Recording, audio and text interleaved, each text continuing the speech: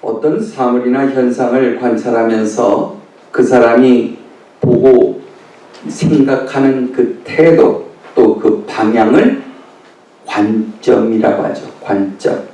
그러니까 사람들은 또 그 관점의 차이에 따라서 동일한 현상이나 문제도 다르게 해석하고 또 분석합니다. 또 해결 방안도 서로 전혀 다르게 제시하기 마련이죠. 그래서 그 관점의 차이는 결국 어떻게 돼요? 국가 간에 또 혹은 개인 간에 다툼을, 분열을 일으키게 되는 것입니다. 그것은 바로 자신의 편협한, 다시 말해서 한쪽으로 치우친 그 관점만이 옳다고 주장하기 때문이죠. 요즘 정치를 보거나 또 방송을 봐도 그런 현상이 과거보다 훨씬 두드러지는 것을 보게 돼요. 그러니까 똑같은 사회적 문제를 가지고도 다양한 각도에서 접근하는 것이, 그리고 또 해석하는 것이 아니라 각자 자기가 정해놓은 그 관점에 따라 해석하고 판단한다는 거죠. 그리고 자기들과 다른 관점은 비판하고요, 정죄하는 일에 조금도 망설이지 않습니다. 여러분, 오늘 많은 사람들이 진보와 또 보수를 말하지만 사실 진보나 보수 어느 쪽이든 나쁜 것은 없는 거예요. 모두가 다 시대의 발전을 위해서 필요한 이념들이죠. 이것은 공산주의와 민주주의를 이야기하는 게 아니잖아요. 진보와 보수는 전혀 다른 이야기예요. 그런데 문제는 편협한 이념주의자들, 다시 말해서 극보수, 보수를 해도 아주 극으로 가는 보수들, 또 진보도 극진보주의자들이 문제인 거예요. 이들이 서로를 용납하지 못하고 자신만을 지나치게 주장하기 때문에 이런 문제들이, 다툼이 일어나는 거죠. 여러분, 요즘 적폐라는 말을 많이 쓰지요. 이 적폐라는 말, 이건 이념 때문에 생긴 말이 아니에요. 그러니까 보수주의자들만의 점유물이 아니라는 거예요. 보수기 때문에 적폐가 만들어진 게 아니에요. 적폐는 보수나 진보나 상관없이 물이 고여 썩으면 다 생겨나기 마련입니다. 그래서 항상 우리가 자신을 쳐서 깨어 있지 않으면 누구든지 그런 적폐를 만들게 되는 겁니다. 그러므로 이 시대를 살아가는 우리들은 정말로 다양한 관점을 갖기 위해서 노력해야 할 것입니다. 다시 말해서 편협한 관점에 얽매이지 말고 다양한 관점에서 문제의 본질을 종합적으로 분석할 수 있는 안목을 키워나가야 한다는 거죠. 우리 크리스찬들도 마찬가지예요. 요즘 많이 나아졌지만 과거에는 이 크리스찬만큼 편협한 사람들이 없었어요. 그야말로 세상 사람들이 뭐라 그래요? 크리스찬이라면 꽉 막혔다고 하죠. 꽉 막힌 사람이라 그렇게 말하죠. 그러나 주님은 우리에게 무엇이라고 말씀하셨어요? 세상에서 빛과 소금으로 살아가야 한다고 말씀하셨어요. 그러니까 너희가 교회 안에서만 크리스찬답게 사는 것이 그게 중요한 게 아니라 세상에서 크리스찬답게 살아야 한다는 거예요. 세상에서. 다시 말해서 공동체의 교제를 통해 섬김과 나눔을 배우고 또 예배를 통해서 하나님의 마음, 말씀을 배우며 기도를 통해서 하나님과 교제하는 방법을 배워야 한다는 거죠. 그리고 그 능력을 가지고 세상에서 말씀대로 실천하여 하나님의 영광을 나타내야 한다는 겁니다. 그런데 우리가 세상은 악하니 교회에만 모여있자 이렇게 말하면 어떻게 되겠어요? 물론 그렇게 모여서 교회 안에서는 큰 소리 칠지 모르겠어요. 그러나 세상 나가서는 아무 능력 없는 자가 되고 마는 거예요. 그저 교회 안에서는 큰 소리를 치고 크게 크게 찬양하고 기도할지 몰라도 세상에 나가서는 아무 영향력도 없는 그런 능력 없는 인생을 살게 된다는 거예요. 그러므로 지나치게 한쪽으로 치우친 그런 신앙인은 건강하지 못한 신앙인이 되고 마는 거예요. 한쪽으로 치우친다는 것, 이것은 아주 위험한 거예요. 예배도 그렇습니다. 요즘은 그런 경우가 별로 없지만 몇십 년 전만 해도 예배 때에 피아노 외에 기타나 드럼, 이런 신디사이저 이런 걸 사용한다는 것은 정말 상상도 할 수 없는 일이었죠. 한마디로 왜 그랬어요? 불경건하다는 거예요. 그러나 피아노도 가만히 보면요, 18세기 초 영국에 어디서 연주하던 악기였어요? 이 피아노가 술집의 악기였어요. 선술집에서 얼마 아니에요. 몇백 년 전 안 됐어요. 그때서는 이건 예배 때 도저히 사용할 수 없는 아주 불경건한 악기의 피아노는 그 술집에서 사용했기 때문에 그래요. 그런데 시대의 흐름에 따라 그 관점이 달라진 거죠.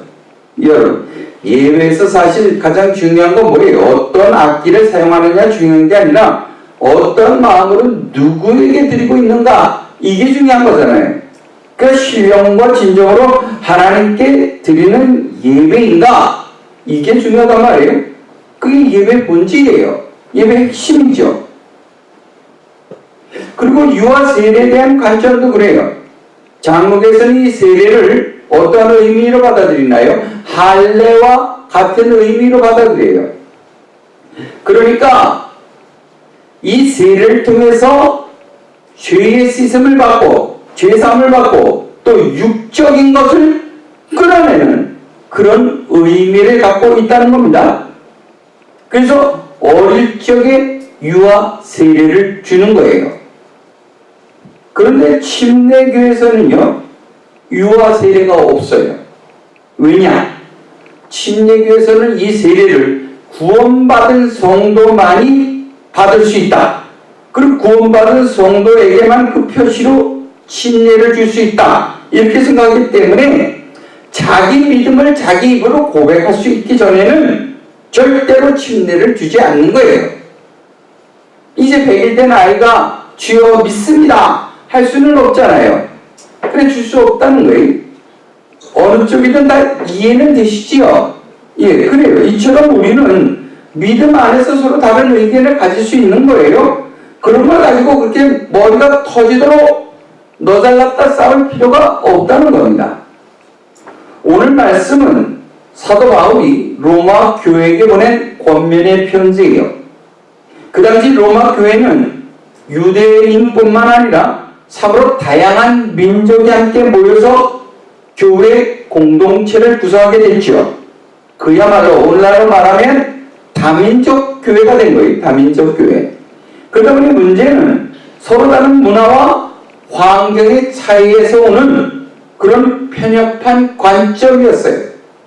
그러니까 말씀을 들어도 자기의 관점으로 말씀을 다시 재해석하고 성경 공부를 해도 그 성경 공부를 한 사람이 가르쳐도 각자 받아들이는 게 다 다르다. 왜? 자기의 편협한 관점으로 재해석하기 때문에 그런 걸 좀 겸손하게 좀 다 내려놓고 좀 내가 무지하다, 나는 정말 무식하다, 아무것도 모른다, 이러니 이 말씀 그대로 받아들이자 이러면 좋겠는데 뭔가 자기가 가지고 있는, 철저하게 가지고 있는, 각인되어 있는 그걸 기준으로 재해석한단 말이에요. 문제가 되는 거죠. 이거 편협하다 그러죠. 그리고 그런 서로의 다른 관점이 충돌하니까 교회에 다툼과 분열이 생기기 시작했던 거예요. 이건 과거나 이 초대교회도 그렇고 그랬다는 거예요. 오늘도 똑같은 그런 일들이 있죠. 그래서 바울은 이런 문제를 해결하기 위해서 교회에 이제 편지를 보낸 거예요. 그 이제 오늘 말씀이에요. 로마서 말씀이에요. 1절을 먼저 함께 읽습니다. 1절 시작. 믿음이 연약한 자를 너희가 받되 그의 의견을 비판하지 말라. 그러니까 믿음이 약하다고 해서 그의 의견을 무시하거나 비판하지 말라는 거예요. 이제 교회 온 지 뭐 몇 달이나 됐다고, 이제 몇 년이 됐다고, 뭘 알겠어? 하는 그런 잘못된 교만한 마음으로 새신자들을 바라보지 말라는 거예요. 그리고 그들이 말할 때에 그들이 잘 알지 못해서 말할 수도 있는 거지만 나름대로 자기의 생각을 이야기할 때 그걸 무시하지 말라는 거예요. 그러면 믿음이 연약하다는 건 뭐예요? 그것은 말씀에 대한 지식이 아직 빈약하다. 또 말씀대로 살고자 하는 세상에 나가서 말이에요. 말씀대로 살고자 하는 그런 실행력도 아직은 약하다. 이걸 믿음이 연약하다 이렇게 말하죠. 그러나 그렇다 할지라도 연약한 자들을 비판하거나 정죄해서는 안 된다는 거죠.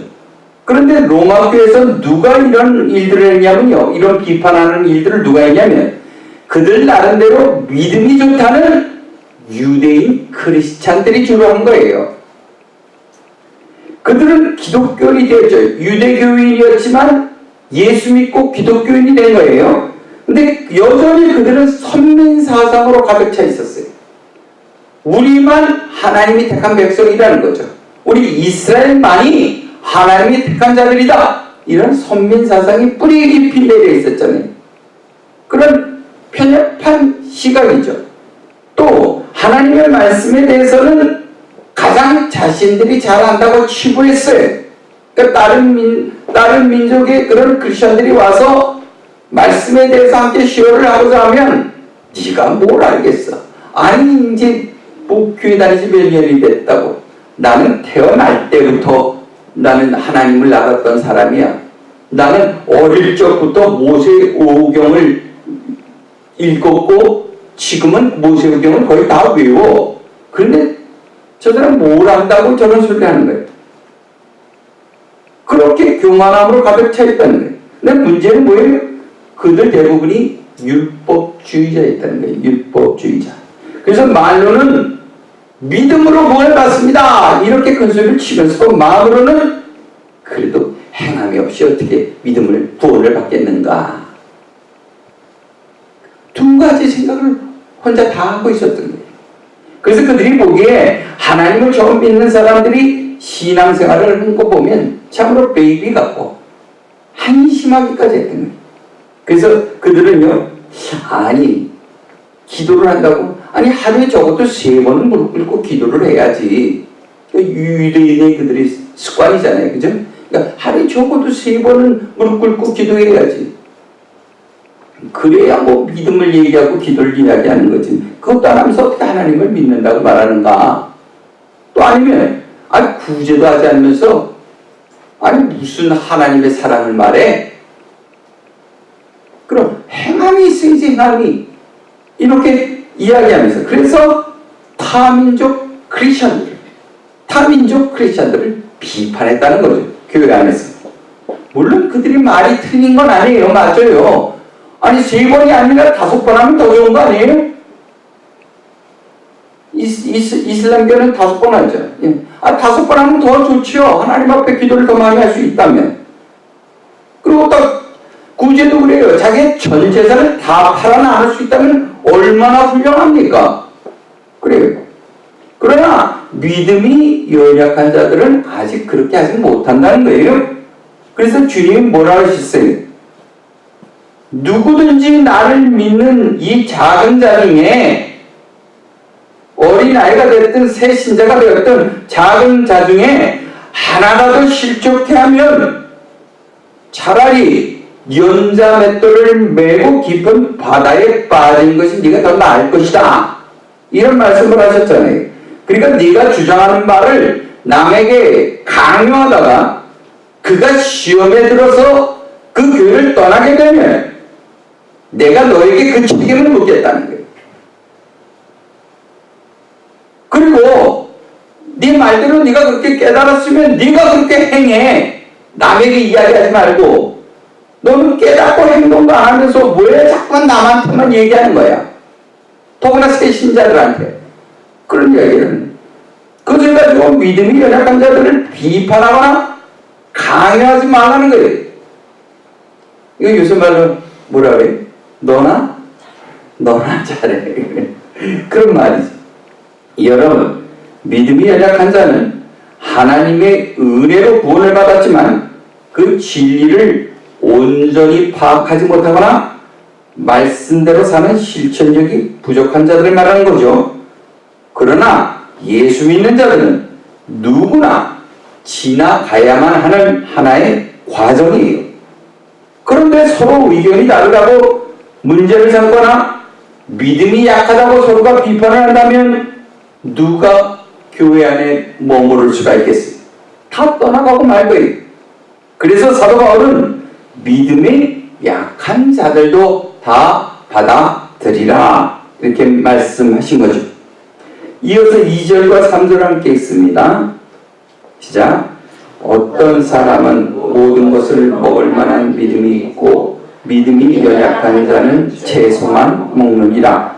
먹는 자는 먹지 않는 자를 없이 여기지 말고 먹지 않는 자는 먹는 자를 비판하지 말라. 이는 하나님이 그를 받으셨습니다. 하나님이 어떻게 하셨다고요? 그를 받으셨습니다. 이 말씀이 핵심이에요. 하나님이 그를 받으셨습니다. 우리 중에 어떤 사람은 고기를 먹든지 채소를 먹든지 아무 상관이 없다 그렇게 생각하는 사람이 있고요. 어떤 사람은 채소만 먹는 것이 경건의 유익이 있다. 그리고 그것을 하나님이 기뻐하신다 이렇게 믿는 사람도 있어요. 그러나 중요한 것은 무엇을 먹느냐에 따라 그 사람의 신앙을 판단할 수 있는 것이 아니라는 말이에요. 그러므로 육식을 하는 사람이 채식을 하는 사람 보고 뭐라는 이유가 없고요. 채식만 먹는 사람이 육식하는 사람을 비판해서도 안 되는 거예요. 다시 말해서 우리가 먹는 것 가지고 우리의 믿음을 판단하거나 분쟁할 필요가 전혀 없다는 거죠. 요즘은 그런 일이 없습니다만 제가 어린 시절만 해도 이웃집에서 가져오는 제사 음식을 먹어서는 절대로 안 된다고 교회에서 가르쳤어요. 기억하시죠? 그랬어요. 몇십 년 전만 해도 옆집에서 이제 뭐 제사하고 뭐 그러면 음식들 돌리잖아요. 그럼 절대 먹으면 안 된다고 받아놓고 다 버리라고 그랬어요. 그랬단 말이에요. 이게 왜 그랬을까요? 아마 그 제사 지낸 음식이니까 부정 탔다 뭐 이런 것 아니겠어요? 그런 관점이에요. 그런 관점이에요. 그래서 성경에서는 근데 뭐라고 해요? 제사 음식에 대해서 먼저 우상은 아무것도 아니라는 거예요. 우상은 아무것도 아니다. 허상이다. 사람이 만들어낸 허상이기 때문에 실제가 아니기 때문에 거기에 절을 하든 말든 음식에는 아무 영향을 끼치지 못한다는 거예요. 그러니까 절을 하는 게 괜찮다는 게 아니라 그 음식에는 아무 영향을 끼치지 못한다는 거예요. 그러므로 누가 제사 음식을 가져다 주면 먹어도 상관없다는 거죠. 다만 믿음이 연약한 자들이 이를 보고서 어떻게 저럴 수가 있겠는가? 어떻게 목사님이 제사 음식을 먹지? 장로님이 제사 음식을 먹지? 이렇게 해서 시험에 들게 위험이 있다면 절제하는 것이 좋지 않겠는가? 그러든지 말든지 나는 이게 뭐 죄가 아니니까 나는 내 마음대로 할 거야. 그렇게 하지 말라는 거죠. 옳지 않다는 거예요. 그러니까 정말 우상이 있다고 생각하는 자들이 이를 보고 시험에 들 가능성이 있으니 조심하는 것이 맞지 않겠는가? 그래서 바울은 뭐라 그래요? 나 같으면 형제의 실족을 막기 위해서 내 평생 고기를 먹지 말라 해도 그렇게 하겠노라. 바울 사도는 그렇게 이야기를 해요.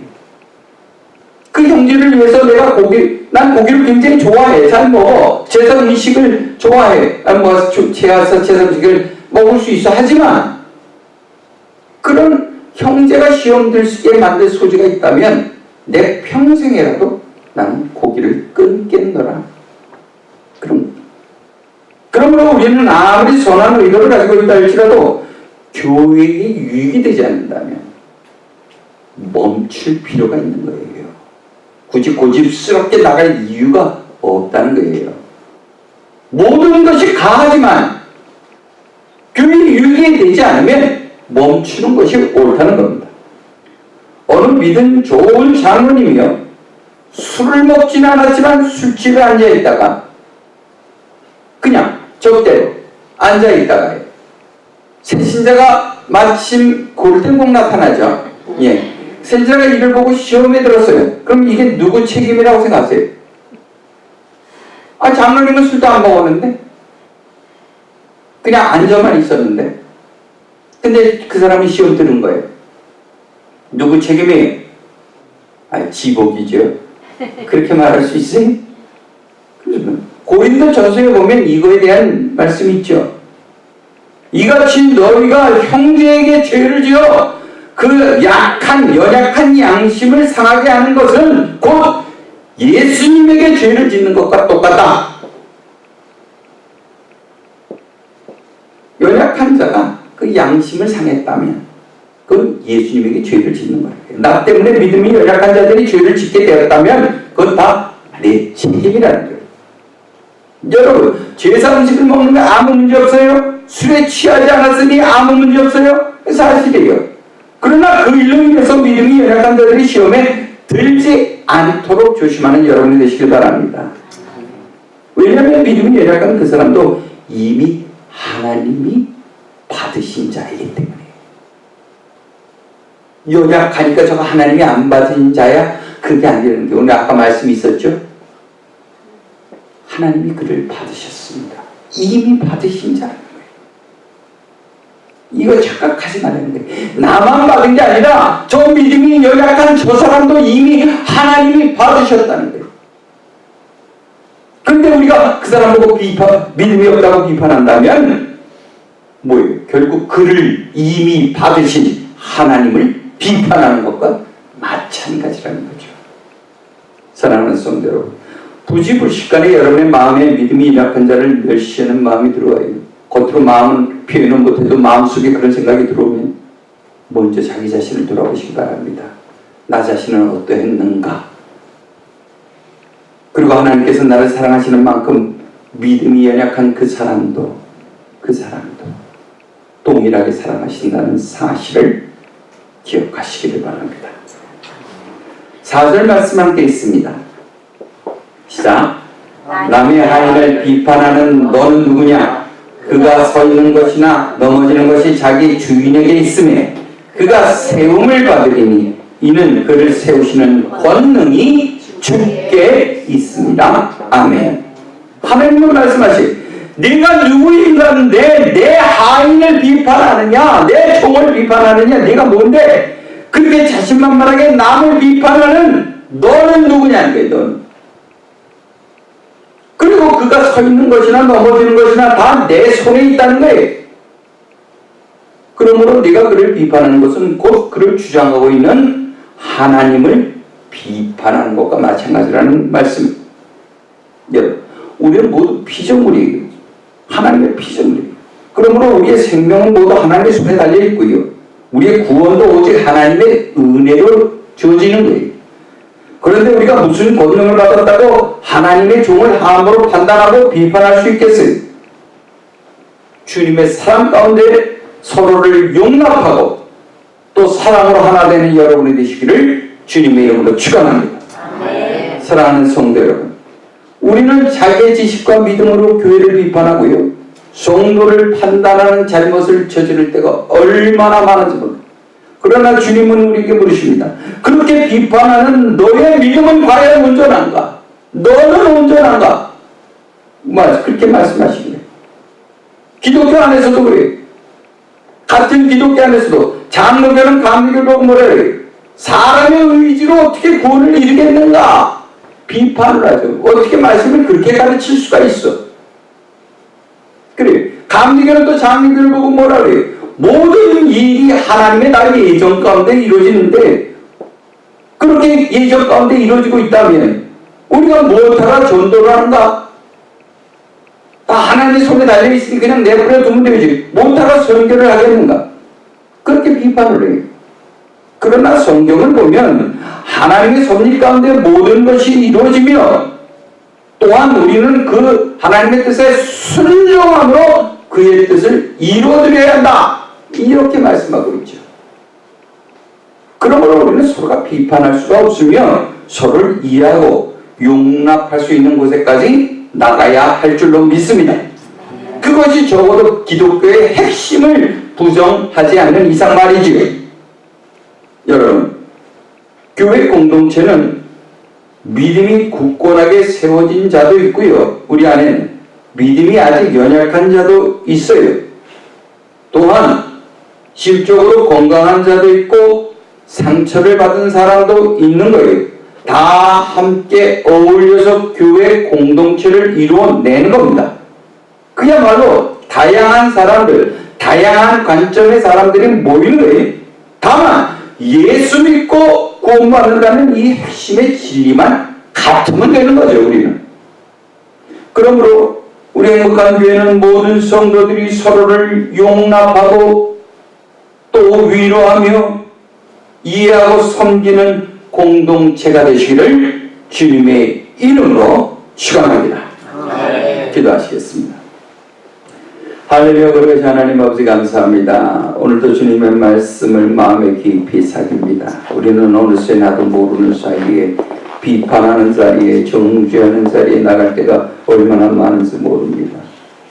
마치 나는 특별히 구별된 사람인 것처럼 대단한 믿음의 사람인 것처럼 그렇게 다른 사람의 신앙을 판단하고 손가락질 할 때도 있었습니다.